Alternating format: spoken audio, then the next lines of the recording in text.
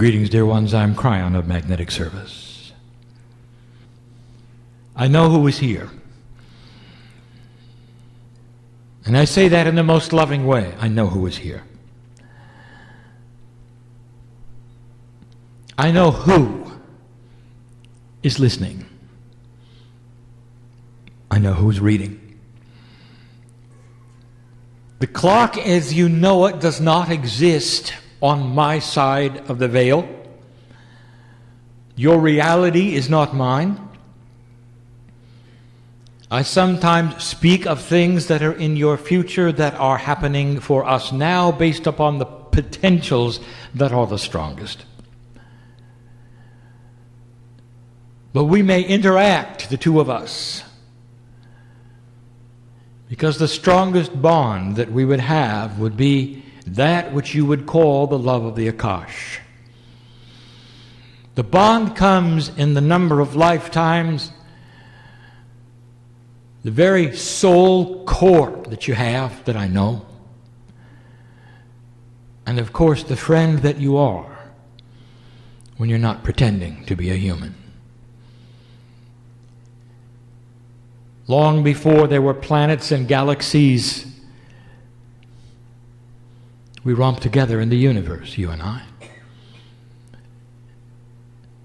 Difficult to explain things that are beyond explaining. Well, the attribute of that which is the creative source is that it always was. A force that has no time at all always is. Time is then an attribute that is placed upon it all to the intellect of the corporeal human being that exists in 3 dimensions.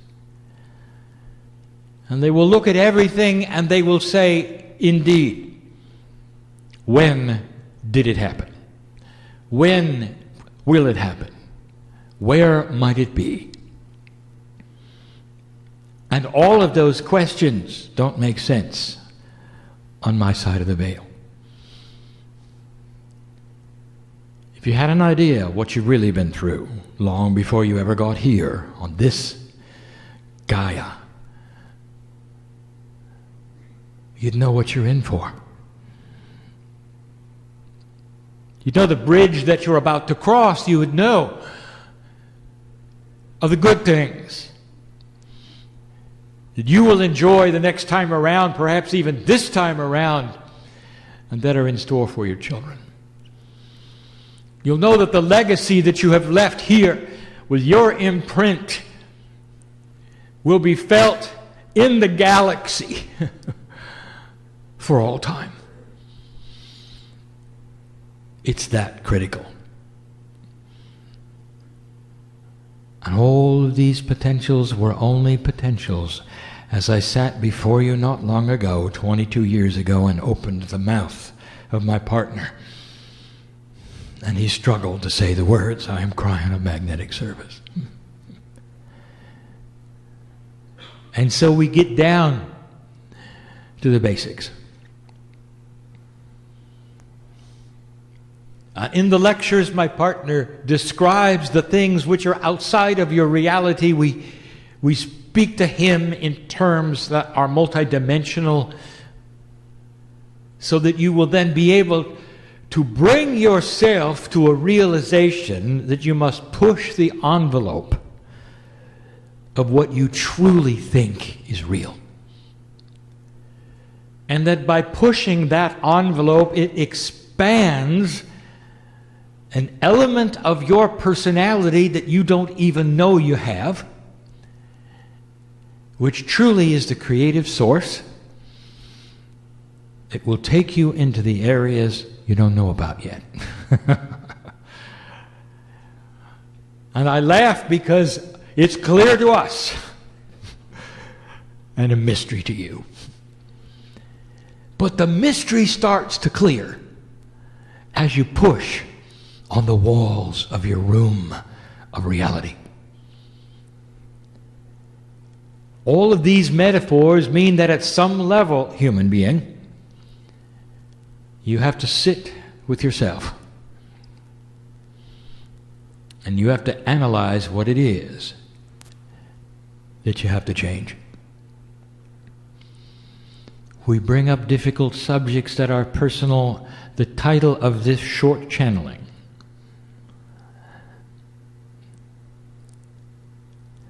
is similar to the ones we've given before. Recalibration of self, number 3. We start asking the questions which are really basic. Are you going to be able to move forward? Is there anything stopping you? Are there any blocks? How do you know?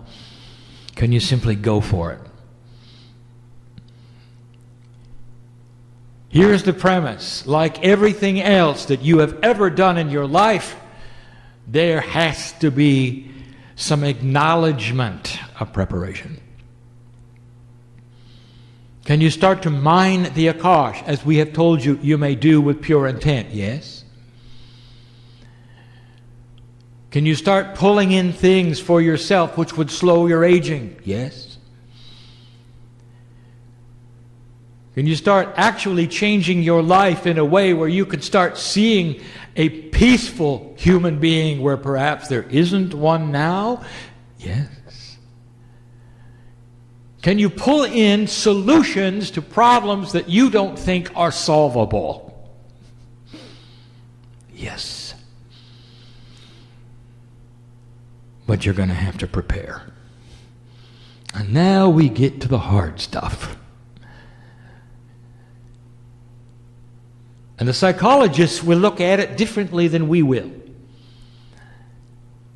But you have to start taking stock, as they say, of who you are. And you have to look at basics very, very strongly and ask yourself the difficult questions. We've got a list. And it's 5 deep, this list.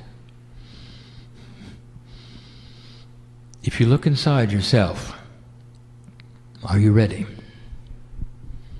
And you will say, yes, I am. And I will say, probably not.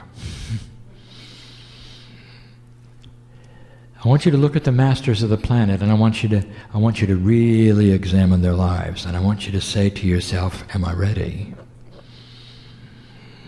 It's time for you to assimilate some of the attributes that have been taught by all of them.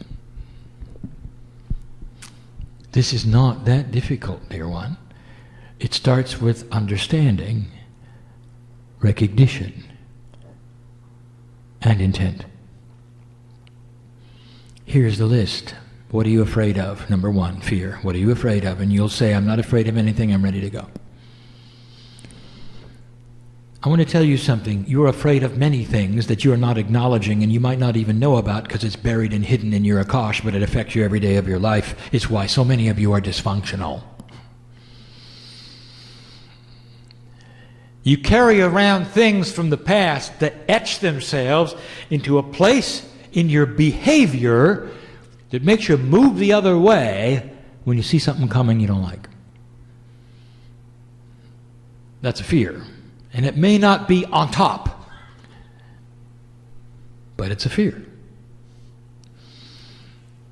And so that's the first thing. Does that change who you are, what you might do, and where you might not go? And the answer is, oh yeah. And you'll say, well, wait a minute, Kryon, and I'll say, you wait a minute. I'll address that in a minute. Number 2, ego. Well, Kryon, you don't have to worry about that. I settled that years ago. Really? Let me ask you something. When you're with other light workers, what do you talk about? Do you sit and listen and revel in the beauty of what they have to say, or do you talk about what you're doing? Do you talk about how you've worked on yourself? Do you talk about your processes? It's a form of ego, dear one, if you didn't know it. Perhaps you're proud of how much you've accomplished in your processing of yourself. but you can't hardly wait to blurt it out to everybody. So I'll give you an exercise. Next time you go to dinner, next time you go out with friends, here is your task. And find out whether it's difficult or whether it's easy. Don't say anything about yourself. 0. Unless asked. This is going to tell you what your habit is. There are some of you who will throw it out onto the table for everybody to hear, whether they want to hear it or not. And that is the ego of a light worker, proud of what they've done. And the masters of earth, did they do this? And when they gathered around with others, did you hear them talk about themselves? And the answer is no. They sat at the feet of those that came to see them, and they listened and taught and fed them and loved them. What about anger? And you'll say, well, I don't get angry often. I didn't ask you that. What do you get angry at and why? What's the trigger? And why is it there? What was the trigger for the masters? And I'll give you the answer. They didn't have one. Not really. Not really. They had disappointment. And the things that disappointed them were the things that disappoint so many of you. War disappoints us. Inhumanity disappoints us. Unbalance disappoints us. What are you angry at? What is it will trigger that in you? And you know what it is. If you've got anything that'll always make you angry, you've got something to work on, don't you? And you'll say, well, wait a minute, Kryon. You see, this is not my fault. I'm gonna say, wait a minute. I'll get to that.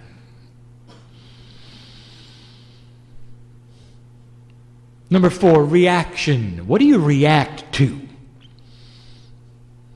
What is it you can hardly wait to pop in your 2 bits? Perhaps it's political. Somebody's saying something. You've got something else to say. Your reaction. What triggers you? Not anger, reaction.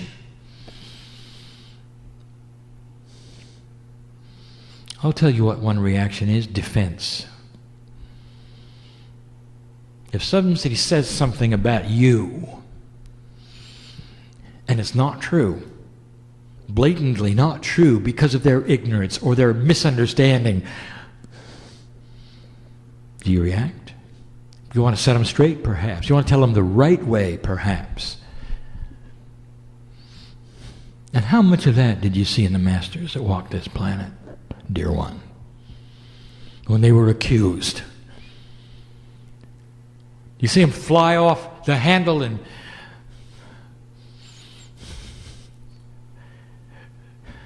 give them a lecture about what they were doing wrong? The answer is no. There were no triggers. There were no triggers. There were no reactions. Did you notice? The masters were at complete and total peace. Somebody say something political. You better work on that. Well, wait a minute, that's not my fault. You see, Kryon, because I'm going to say, you wait a minute. Are you in judgment of anything? Number 5. Anything. When you view others, what's the first thing you see? And you'll say, I'm not a judgmental person. I didn't ask you that. What do you see? What do the masters see when they looked at anyone? They see God inside. That's the first thing they see. No matter what the situation, no matter where they are, no matter in what context. Somebody cuts you off on the freeway. Do you see the God inside them?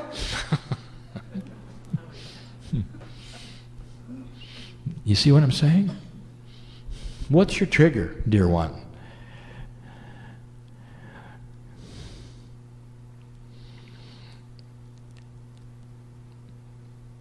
We make assumptions, and the human being has theirs.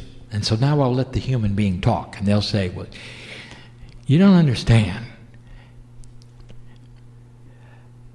I came in with these things, and I've been trying to unlearn them all my life. And yes, I know that I'm judgmental, and sometimes I get angry, and sometimes I react, and I can't help my politics. It was one of my parents taught me, and it's ingrained in my mind. I can't help the fact that I do certain things the way I do them because that's who I am. Kryon. I'm a human being. And I'm not really a master. And so you got to cut me a break. Because these are human attributes. And I'm going to tell you it's about time that you understood what they are. These are engrams, a template of how you came in that begs to be changed. Begs to be changed. And every single excuse that you will give,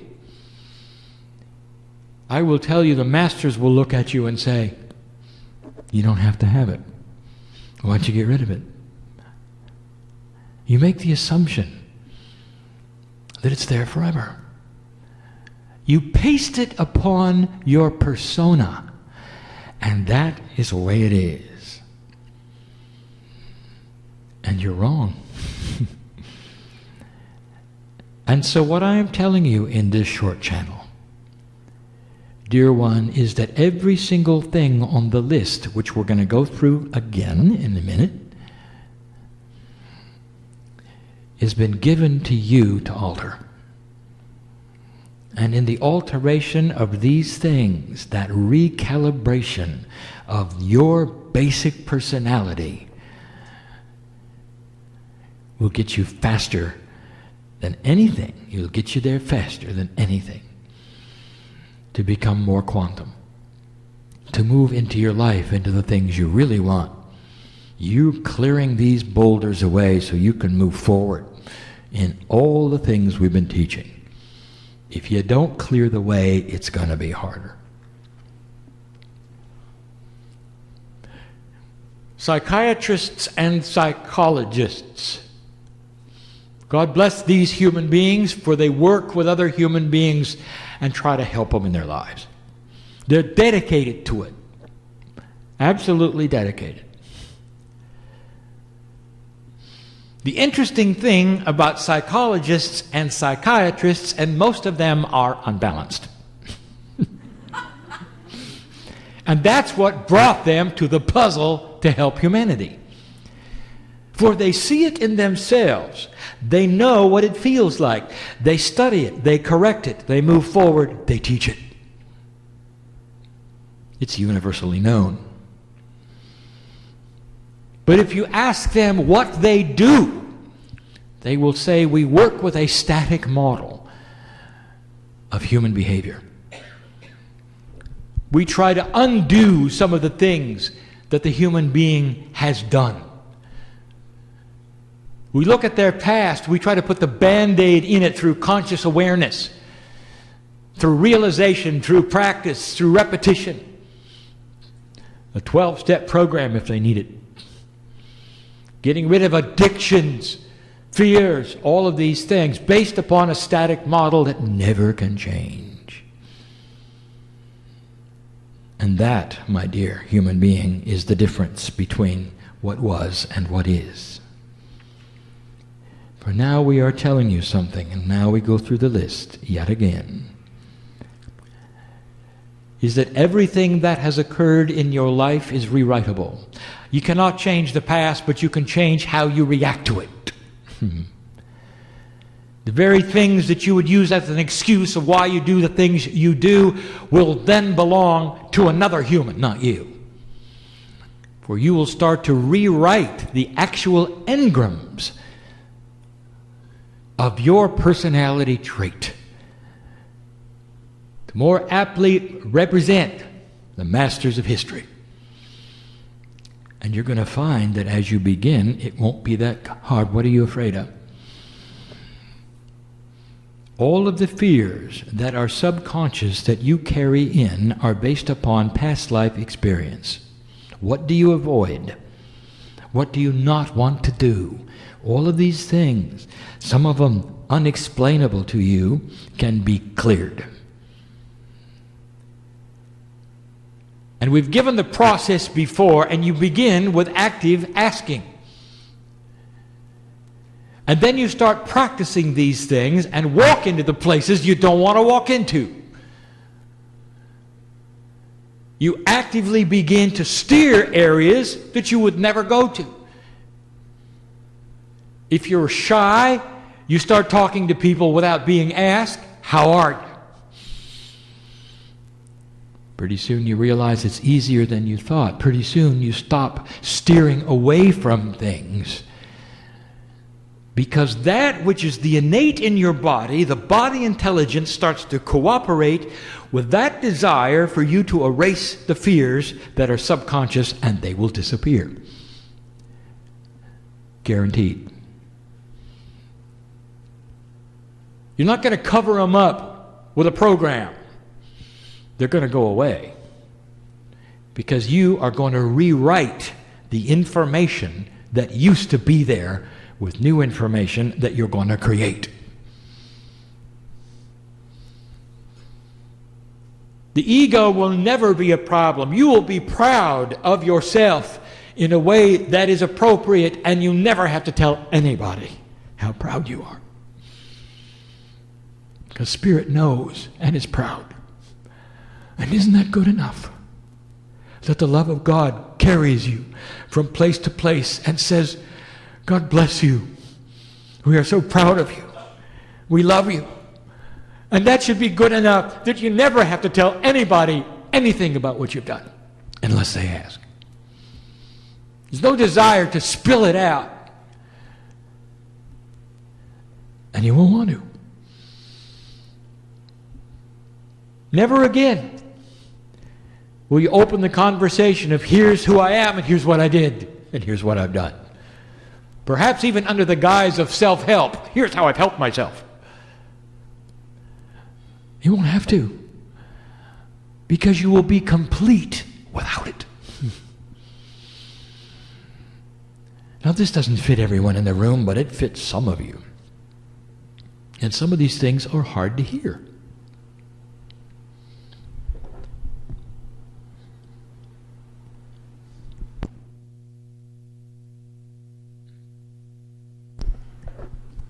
Anger is a product of the past.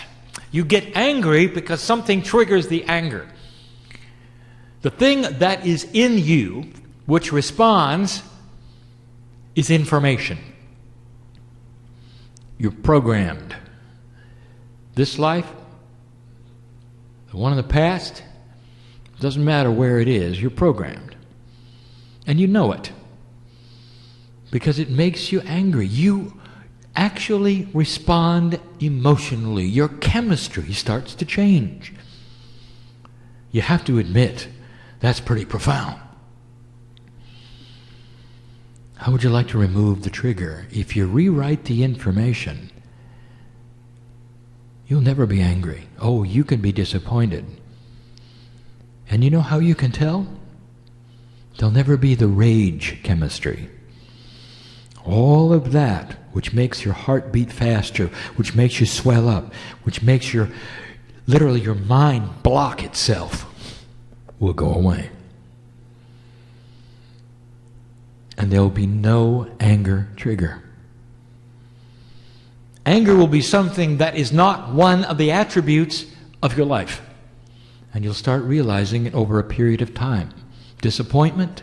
Yes. Sorrow, empathy, compassion? Yes. But not anger.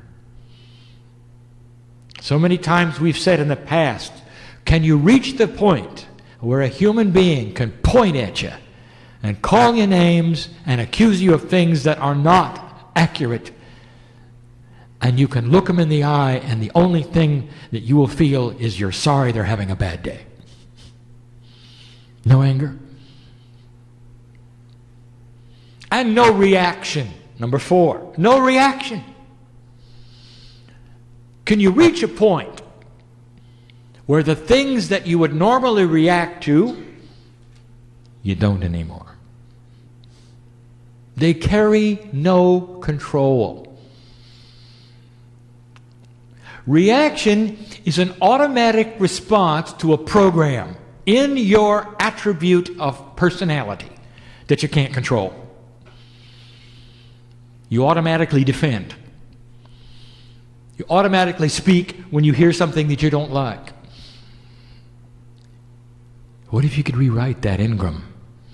Oh, you may not agree, but why do you have to respond? Why do you have to defend something? It's another person's idea of you. It's not you. What is there to defend? When God loves you to the degree we do and sees you as a divine human being walking this planet perfectly in lesson day by day, isn't that good enough for you? If a person accuses you wrongly, you can be disappointed. You can be compassionate and not react. Do you? You don't have to.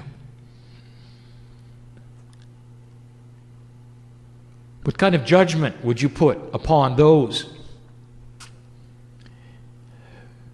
who would false accuse you? There are certain words you might have used in the past.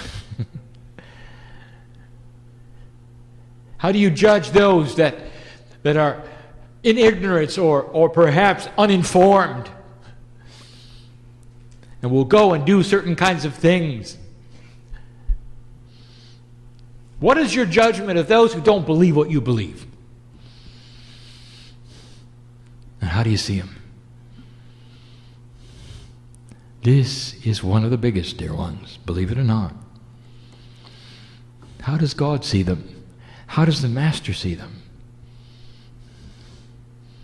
Millions of human beings believing in certain spiritual things that you don't necessarily ascribe to. And what do you see in them? In their zeal, what do you see?